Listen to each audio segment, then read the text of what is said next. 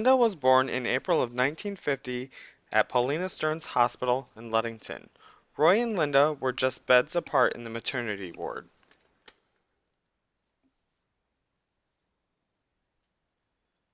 Linda was born in an era where seatbelts were invented for safety, the girls wore poodle skirts, rock and roll came to stay, the Yankees won the World Series, and every kid wanted to be Mickey Mantle.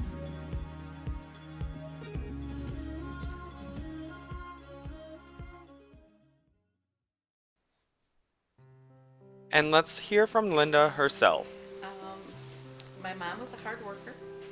Well, she had to be. She had 6 kids. And my dad was a long distance truck driver, so he was only home normally on the weekends, or sometimes he didn't come home for like 3 weeks at a time when he was working for North American Van Lines, so he was long distance. I think it was hard on the family. They divorced when I was 12.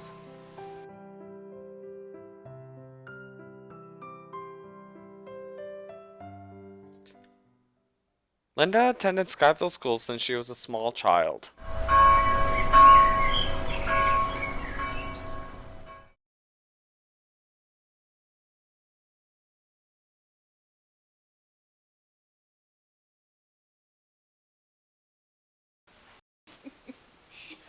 Well, altogether there's 6 of us.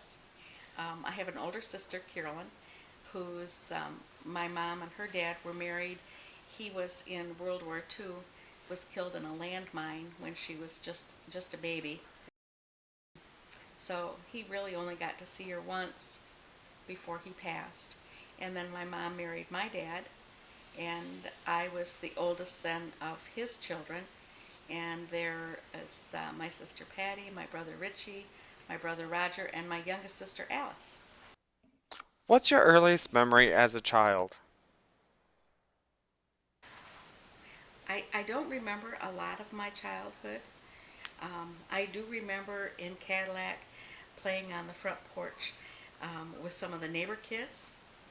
And the next memory I have is when we lived here in Scottville, and I was playing in the sandbox, and my family all got in the car and left.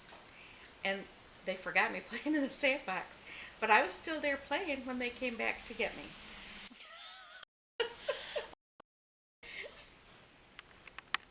Who taught you how to ride a bike? I don't remember how I learned to ride a bike. I know I did learn to ride a bike because I was in the Scottville Harvest Parade, and I took first place as the 1968 future Harvest Festival queen, riding a bike in a little formal dress. And what was your very first date? My first date. Okay. Well, let's see. I did date somebody else before Roy, but it wasn't really a date because we went out with his sister and her boyfriend and went digging night crawlers. So I don't really classify that as a real date. Date. I don't know if I would either. My first job was, uh, well, my very first job was babysitting. Of course, I think every young Right? girl babysits as their first job. Being big And then, sister. and then I did laundry for a local family um, that lived just down the road. I did their ironing for them. They Oh. would, they would have they had their auto washer and dryer, but I would go down and iron their baskets of laundry, um, which was it was quite interesting to do that.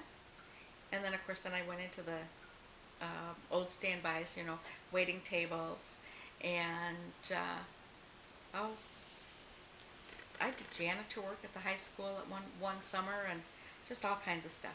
Where did you wait tables at? Well, actually, the restaurant is gone now. It burnt down.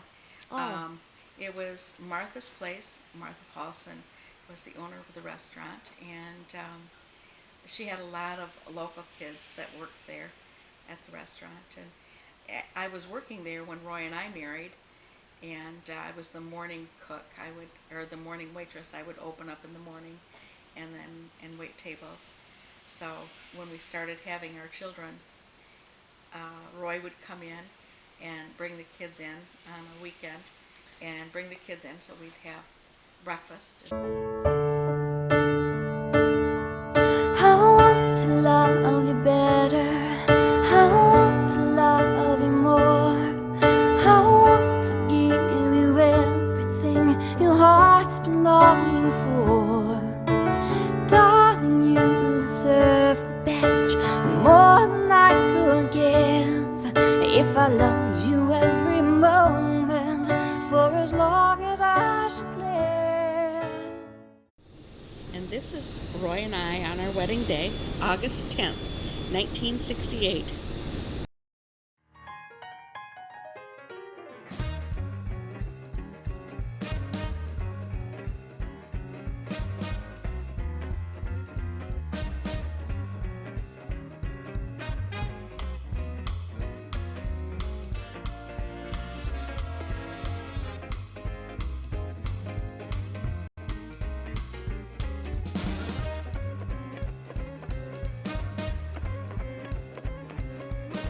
Over the years, Roy and Linda really knew how to live it up.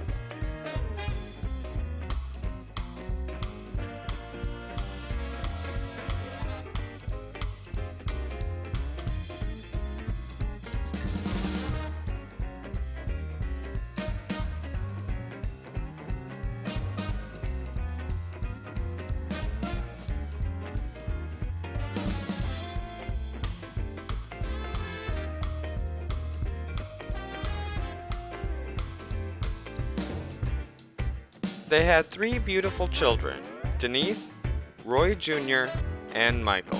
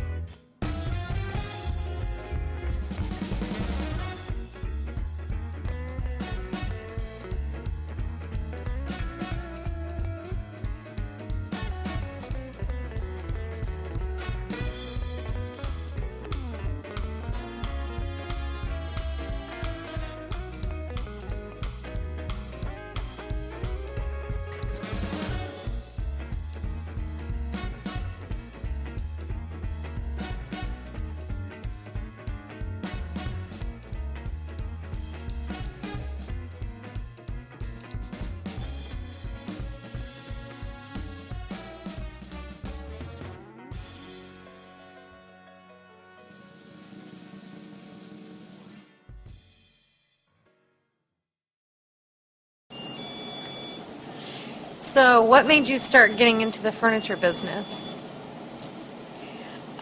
We had rental properties, and our tenants didn't have an avenue to purchase furniture. So we started collecting from auctions or from yard sales and getting furniture in. And basically, that's how we started. It was just a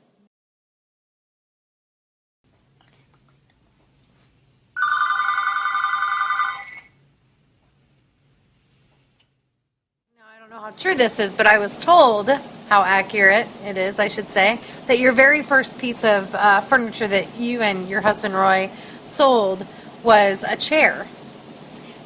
and it was right out of a building that we hadn't even finished building yet. So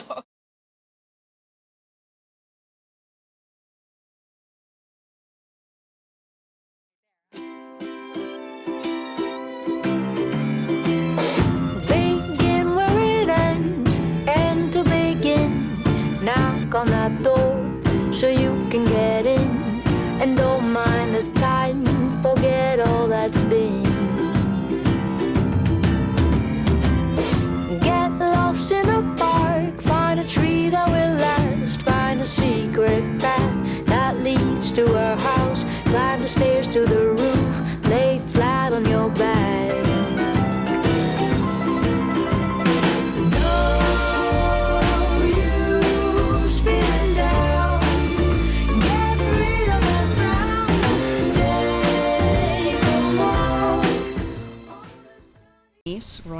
Michael. This also was taken at our house out in Riverton.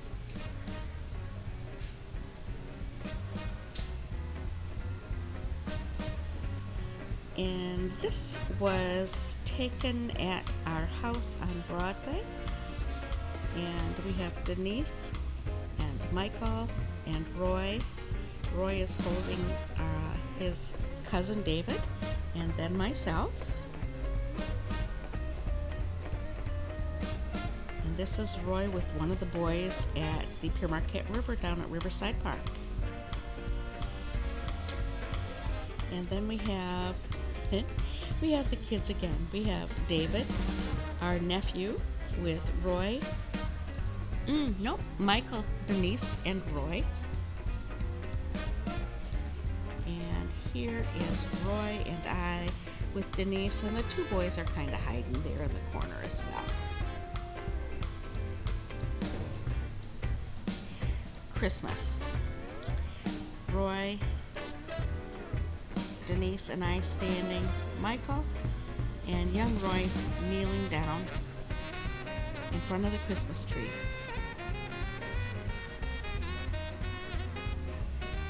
And another Christmas picture. Those are our favorite times to take pictures, of course, because everybody's home. We have Michael, Denise, and Roy. Here's a picture of Roy wrestling. That was our favorite pastime. Both Roy and Michael wrestled. Big Roy wrestled in high school, and Denise dated a wrestler in high school. So we spent a lot of time at the gym watching the boys on the mats. And Denise with me. And here's a picture of the family. We have Gabby, who was our exchange student from France, and Michael and myself, Roy, Denise, and young Roy. And here's another picture of Mom and Dad Holden with Gabby in front of our house on Elm Street. And a nice family shot. This was when Denise and her fiance David and Roy and his fiance Jessica were all together. So you have Roy and myself, then Michael in the back, Denise next to me, and David behind her, then young Roy, and then Jessica. And in this picture, you have Denise and David's wedding. Everybody's looking all handsome and spiffy, and even Roy's in a tux. Who would think you'd get him back in that? And then this is a picture of Jessica and Roy's wedding the year later, with Roy and I and Jessica and Roy, Denise, and then Michael and David in the front.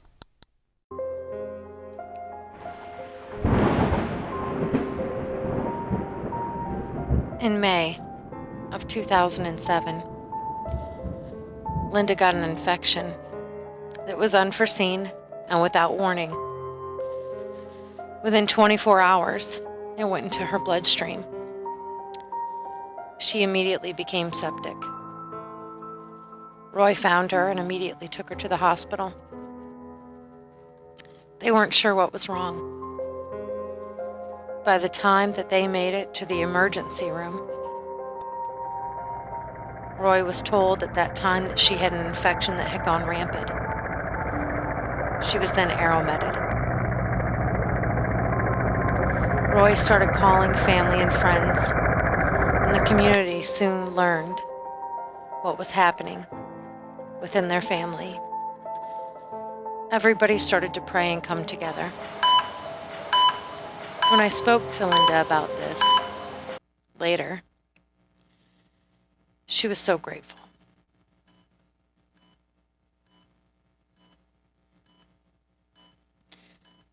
Linda would make it, but not without some underlying conditions that caused a pretty dramatic outcome. Linda would have to have amputation of her feet and partially of her hands by the time they were able to save her. But they were able to save her. Linda went through physical therapy and recovery with many in the community backing her, and especially her husband who had been at her side. Through this time, Linda did not become despaired. In fact, she now, today, has a wonderful personality like no one I've ever seen, but she also helps other people. Now, we can't say where, but I can say that she works with other people in the community in prosthetics to teach them how to take them off and on and how not to be scared. And if I've never met a more beautiful woman, it's Linda Holden.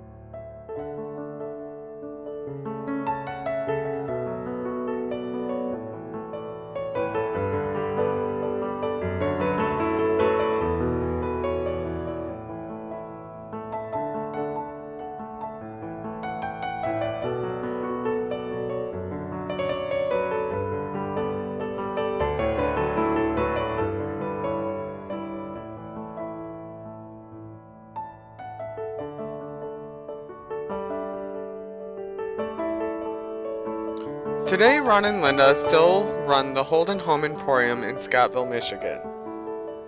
They spend their days cherishing the time with their grandchildren and helping others in the community.